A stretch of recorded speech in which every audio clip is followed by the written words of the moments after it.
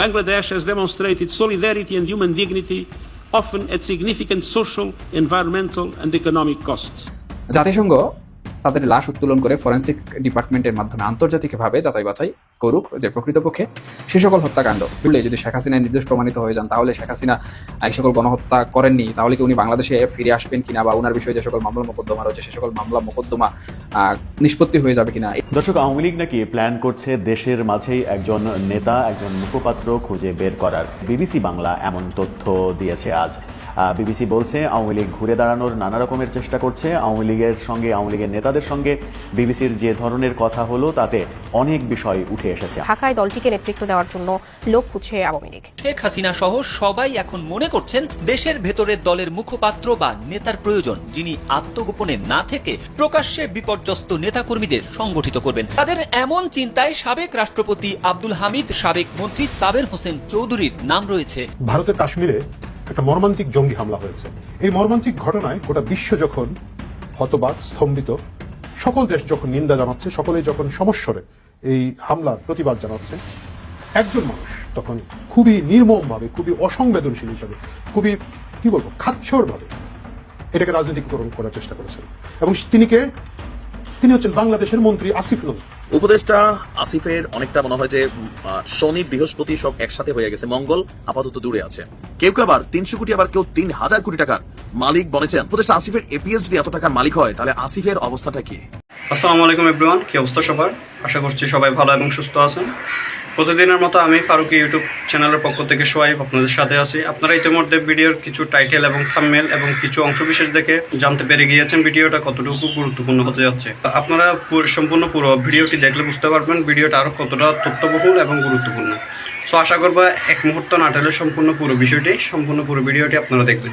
সম্পূর্ণ ভিডিওটি শুরু করার আগে আপনাদের কাছে একটা অনুরোধ জানিয়ে রাখতে চাই, যারা আমাদের এই ইউটিউব চ্যানেলে এখনও নতুন তারা অবশ্যই সাবস্ক্রাইব করে একটা লাইক দিয়ে পাশে থাকবেন। সো চলুন শুরু করি, লেটস বিগিন। সম্প্রতি দিল্লি ভিত্তিক একটি গণমাধ্যম ফার্স্ট পোস্ট বাংলাদেশ প্রসঙ্গে একটি আর্টিকেল প্রকাশ করেছে এবং সেই আর্টিকেলে সম্পূর্ণরূপে একটি বিষয় উল্লেখ করেছে, এবং যে বিষয়টি হচ্ছে বাংলাদেশের গণহত্যা এবং হত্যাযজ্ঞের সাথে শেখ হাসিনা সহ আওয়ামী লীগের জড়িততা প্রসঙ্গে।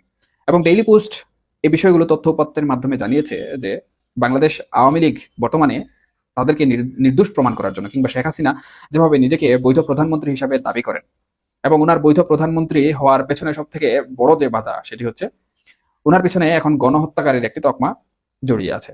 কিংবা জুলাই এবং আগস্ট মাসে উনি ছাত্র হত্যা করেছেন, জনগণকে হত্যা করেছেন, নির্বিচারে হত্যা করেছেন, এই তকমাগুলো জড়িত হয়ে আছে। তবে এখন উনি সেই সকল গণহত্যা করেননি বলেও কিন্তু দাবি করছেন, কিংবা উনার সরকার কিংবা উনি কোনো ধরনের নির্দেশও দেননি ছাত্র জনতাকে হত্যা করার জন্য। এবং 5ই আগস্টের পরবর্তী সময় থেকে কিন্তু আমরা শেখ হাসিনার মুখ থেকে এই বিষয়গুলো শুনতে পাচ্ছি বারবার, যে উনি বলছেন যে উনি কোনো ধরনের গণহত্যা করার নির্দেশ দেননি, উনি কোনো ধরনের হত্যাযজ্ঞেরও নির্দেশ দেননি। তাহলে প্রকৃতপক্ষে এই গণহত্যাগুলো কে করছে বা কারা করেছে? এবং আওয়ামী লীগ যেভাবে বলছে যে একটি জঙ্গি গোষ্ঠী দেশ দখল করছে বা আওয়ামী লীগকে ক্ষমতাচ্যুত করার জন্য পরিকল্পিতভাবে এগুলো করেছে, তাহলে কি এই সকল গণহত্যা সেই সকল পরিকল্পনার অংশ কিনা? এই বিষয়টি নিয়ে কিন্তু শেখ হাসিনা প্রশ্ন তুলেছেন এবং ফার্স্ট পোস্টের বরাত দিয়ে যে বিষয়টি জানা গিয়েছে যে প্রকৃতপক্ষে শেখ হাসিনা এই যে যারা হত্যা হয়েছে বা যারা জুলাই এবং আগস্ট মাসে অনেক আবেগের স্থান দখল করে নিয়েছিল, বিশেষ করে এখানে দুটি নাম উল্লেখ করা হয়েছে। প্রথমটি হচ্ছে আবু সাঈদ এবং দ্বিতীয়টি হচ্ছে মুগ্ধ। এছাড়াও আরো বেশ কিছু ব্যক্তিবর্গ রয়েছেন যারা হত্যার শিকার হয়েছেন, নিহত হয়েছেন সেই সময়। তাদের প্রত্যেকের লাশ পুনরায় তুলে তদন্ত করার একটি প্রতিবেদন আর্জি হিসাবে জাতিসংঘের মানবাধিকার সংস্থার কাছে হস্তান্তর করেছে। এবং আওয়ামী লীগ থেকে শুরু করে আওয়ামী লীগের শীর্ষস্থানীয় পর্যায়ের যত নেতৃবৃন্দ রয়েছেন এরা সবাই নাকি এই বিষয়টি চাচ্ছেন যে জাতিসংঘ তাদের লাশ উত্তোলন করে ফরেনসিক ডিপার্টমেন্টের মাধ্যমে আন্তর্জাতিকভাবে যাচাই বাছাই করুক যে প্রকৃতপক্ষে সেই সকল হত্যাকাণ্ড, বিশেষ করে যেগুলো নিয়ে সামাজিক যোগাযোগ মাধ্যমে সব থেকে বেশি আবেগ সৃষ্টি হয়েছে, আমি যে দুই একটি নাম বললাম, সেই সকল নাম সহ আরো কিছু ব্যক্তিবর্গ রয়েছেন যাদের নাম আমি প্রকাশ করছি না বা প্রকাশ করতে চাই না। তো তাদেরকে বা তাদের যে দেহ রয়েছে, দেহাংশ, সেটি কবর থেকে উত্তোলন করে পুনরায় আন্তর্জাতিকভাবে ফরেনসিক যে ডিপার্টমেন্ট রয়েছে সেখানে আবার তদন্ত করার আর্জি দাবি করা হয়েছে। এবং এই আর্জি যদি জাতিসংঘ মানবাধিকার সংস্থা গ্রহণ না করে, তাহলে প্রকৃতপক্ষে তারা অন্য কোনো পন্থায় এটি করার চেষ্টা করবে, কারণ তারা জানেন যে বাংলাদেশে প্রকৃতপক্ষে এই ধরনের কোনো তদন্ত করা সম্ভব হবে না। সুতরাং তাদের একমাত্র ভরসা হচ্ছে আন্তর্জাতিক সংস্থাগুলো। এখন এই বিষয়টি করার মাধ্যমে কি শেখ হাসিনা ওনাকে নির্দোষ প্রমাণ করতে পারবেন কিনা? দ্য ফার্স্ট পোস্ট আরো বেশ কিছু বিষয় এখানে উপস্থাপন করেছে। এর মধ্যে শেখ হাসিনা যে বক্তব্যগুলো দিচ্ছেন ওনার বৈধতা বিষয়ে এবং শেখ হাসিনা যেভাবে ওনাকে নির্দোষ দাবি করছেন সেই বিষয়গুলো কিন্তু তারা উল্লেখ করেছে। একই সাথে সাথে তারা এই বিষয়টিও প্রশ্ন তুলেছে যে এর মাধ্যমে কি শেখ হাসিনা ওনাকে নির্দোষ প্রমাণ করতে পারবেন। যদি শেখ হাসিনা নির্দোষ প্রমাণিত হয়ে যান কিংবা সেই সকল রিপোর্টে বা সেই সকল প্রতিবেদনে যদি ফরেন্সিক টেস্ট করা হয় এবং সেই সকল তদন্ত যদি শেখ হাসিনার পক্ষে চলে যায় এবং দেখা যায় যে না আওয়ামী লীগ সরকারের কোনো নির্দেশনায় বা আওয়ামী লীগের কোনো পুলিশের গুলিতে সেই সকল ব্যক্তিবর্গ হত্যার শিকার হননি, বরঞ্চ তাদের হত্যার পেছনে অন্য কোনো কারণ দায়ী রয়েছে, যেগুলো শেখ হাসিনা ওনার বক্তব্যে উল্লেখ করেছেন এবং লিখিত আকারে তার প্রতিবেদনে উল্লেখ করেছেন, তাহলে কি শেখ হাসিনাকে বাংলাদেশের জনগণ প্রধানমন্ত্রী হিসেবে মেনে নেবে কিনা। যাই হোক, দ্য ফার্স্ট পোস্ট এখানে যে সকল বিষয়বস্তু উল্লেখ করেছে এটি মূলত তাদের পাওয়া বিভিন্ন তথ্য এবং উপাত্ত থেকে তারা করেছে এবং আমি এই গণমাধ্যমটির বরাত দিয়ে এই তথ্য এবং উপাত্তগুলো আপনাদের সামনে উপস্থাপন করলাম। এখন যে বিষয়টি আসলে তাদের প্রশ্ন সেই বিষয়টি আমারও প্রশ্ন যে প্রকৃতপক্ষে জাতিসংঘের যে মানবাধিকার সংস্থা রয়েছে তারা ইতিমধ্যে একটি প্রতিবেদনে কিন্তু শেখ হাসিনাকে গণহত্যাকারী হিসেবে উল্লেখ করে ফেলেছে। তাহলে তারা কি আবার পুনরায় যে ফরেন্সিক টেস্ট করার দাবি করছে বাংলাদেশ আওয়ামী লীগ কিংবা শেখ হাসিনা সেটি কি তারা করবে, এবং সেটি করলে যদি শেখ হাসিনা নির্দোষ প্রমাণিত হয়ে যান তাহলে শেখ হাসিনা এই সকল গণহত্যা করেননি, তাহলে কি উনি বাংলাদেশে ফিরে আসবেন কিনা বা উনার বিষয়ে যে সকল মামলা মোকদ্দমা রয়েছে সে সকল মামলা মোকদ্দমা নিষ্পত্তি হয়ে যাবে কিনা, এই বিষয়ে কিন্তু নানা ধরনের প্রশ্ন উঠে যায়। সেই সবকিছুর প্রশ্ন উঠলেও সবকিছুর উত্তর আসলে খুঁজে পাওয়া অনেক কঠিন হয়ে যায়। উপদেষ্টা আসিফের অনেকটা মনে হয় যে শনি বৃহস্পতি সব একসাথে হয়ে গেছে, মঙ্গল আপাতত দূরে আছে। গেল 2 দিন আগে উপদেষ্টা আসিফের এপিএস যিনি আছেন তাকে সাময়িক বরখাস্ত করা হয়েছে অথবা অব্যাহতি দেওয়া হয়েছে, বরখাস্ত না অব্যাহতি দেওয়া হয়েছে এমনটা আমরা গণমাধ্যমে দেখলাম। এর পরপরই তিনি আবার দাবি করলেন তাকে অব্যাহতি দেওয়া হয়নি, তিনি স্বেচ্ছায় পদত্যাগ করছেন। এখন কেন স্বেচ্ছায় পদত্যাগ করলেন? এর মাঝখানে মার্কেটে আবার আওয়াজ আছে এই ইন্টারিম সরকারের এই অল্প কয়েকদিনের মধ্যে প্রায় 300 কোটি টাকার মালিক হয়েছেন আমাদের এই ইয়াং উপদেষ্টা আসিফের যিনি মানে এপিএস ছিলেন, তার নাম হচ্ছে মোয়াজ্জেম হোসেন। তো তিনি তার বক্তব্যটা যখন তাকে নিয়ে ফেসবুকে বিভিন্ন জায়গায় আলাপ আলোচনা চলছে সেখানে তিনি তার বক্তব্য আবার একটা ফেসবুকে দিয়েছেন যে আসলে ঘটনার সত্যতা কি। তো তার সম্পর্কে এই মুহূর্তে অনেকে বলছেন যে আমেরিকাতে বাড়ি গাড়ি করে ফেলেছেন, তারপর হচ্ছে দুবাইতে রিসোর্ট বানিয়েছেন, কেউ কেউ আবার 300 কোটি আবার কেউ 3000 কোটি টাকার মালিক বনেছেন। আর এরপরে কেউ বলছেন যে উপদেষ্টা আসিফের এপিএস যদি এত টাকার মালিক হয় তাহলে আসিফের অবস্থানটা কি। এর মাঝখানে আসিফের বাবার আবার ঠিকাদারি লাইসেন্সের খবরও আসছে, তাই না? তো যাই হোক, আসুন দেখি ঘটনার প্রেক্ষাপট কি, কেন স্বেচ্ছায় হঠাৎ করে আসিফের এপিএস তিনি অপসারণ করা হয়নি, তিনি নিজে পদত্যাগ করলেন, তাই না? ভালোই তো চলছে, তো পদত্যাগ করার কারণ কি ছিল? আচ্ছা, তিনি তার মতো একটা ব্যাখ্যা দিয়েছেন। তিনি তার পদত্যাগপত্র এবং জনপ্রশাসন মন্ত্রণালয়ের অব্যাহতি পত্রের প্রজ্ঞাপনের ছবি পোস্ট করে তিনি লিখেছেন, আমার পদত্যাগ প্রসঙ্গ 2018 সালের কোটা আন্দোলনের সময় আমি প্রথম বর্ষের ছাত্র, সেই আন্দোলনে যোগদান করি এবং পরবর্তীতে ছাত্র রাজনীতি করতে গিয়ে পরিষদের সাথে যুক্ত হই। মাগুরা জেলা অধিকার পরিষদের আহ্বায়ক, পরবর্তীতে সভাপতি ছিলাম, এরপর ঢাকা বিশ্ববিদ্যালয় শাখার যুগ্ম সাধারণ সম্পাদক এবং পরবর্তীতে কেন্দ্রীয় কমিটির সিনিয়র সহ সাংগঠনিক সম্পাদক হই। 2023 সালে নিজের ক্যারিয়ার গড়তে রাজনীতি ছেড়ে বিসিএস প্রিপারেশন দেই, 46তম বিসিএস এর প্রিলিমিনারি পাস করি, একই সাথে ব্যাংকের অফিসার ক্যাশের প্রিলি পাস করি। তো গণঅভ্যুত্থানের সময় আমার ব্যাংকের লিখিত পরীক্ষা হয়, আমি অংশগ্রহণ করি। পরবর্তীতে আন্দোলন পরবর্তী সময় আসিফ মাহমুদ দায়িত্বে আসার পর আমাকে কাজ করার অফার করা হলে আমি স্পষ্টভাবে বলি আমার স্থায়ী ক্যারিয়ারের প্রশ্নে যে কোনো সময় চাকরি ছেড়ে দিব। তো তার বক্তব্য, গত 10 মার্চ 2025 ব্যাংকের লিখিত পরীক্ষার ফলাফল প্রকাশ করে তিনি উত্তীর্ণ হয়েছেন। এরপর বিসিএস লিখিত পরীক্ষার তারিখ নির্ধারিত হয়েছে আগামী 8 মে এবং ব্যাংকের ভাইবা তারিখ হচ্ছে 22 মে। তাই গত মার্চের 25 তারিখে উপদেষ্টা আসিফ মাহমুদের কাছে তিনি পদত্যাগ পত্রটি জমা দিয়েছেন এবং উপদেষ্টা আসিফ 8 এপ্রিল পদত্যাগ পত্রটি গ্রহণ করেন। যেহেতু নিয়োগ প্রদান এবং বাতিল রাষ্ট্রপতি কর্তৃক হয়ে থাকে এজন্য 22 এপ্রিল প্রজ্ঞাপন করা হয়েছে। এরপর গণমাধ্যমে পদত্যাগকে অপসারণ হিসাবে ভুলভাবে উত্থাপন করা হয়। তো টাকা পয়সা যে এগুলা তার সম্পর্কে অভিযোগ আছে, তিনি বলছেন 5 আগস্টের পর আমি এবং আমার পরিবার আত্মীয় স্বজনের কারোর সম্পদ অস্বাভাবিকভাবে বেড়ে থাকলে আপনারা আইনগত ব্যবস্থা গ্রহণ করতে পারেন অথবা অভিযোগ জানাতে পারেন। স্থানীয় সরকার উপদেষ্টা নিজেই অভিযোগ আহ্বান করেছেন, দয়া করে সামাজিকভাবে কাউকে অযথা হয়রানি করবেন না।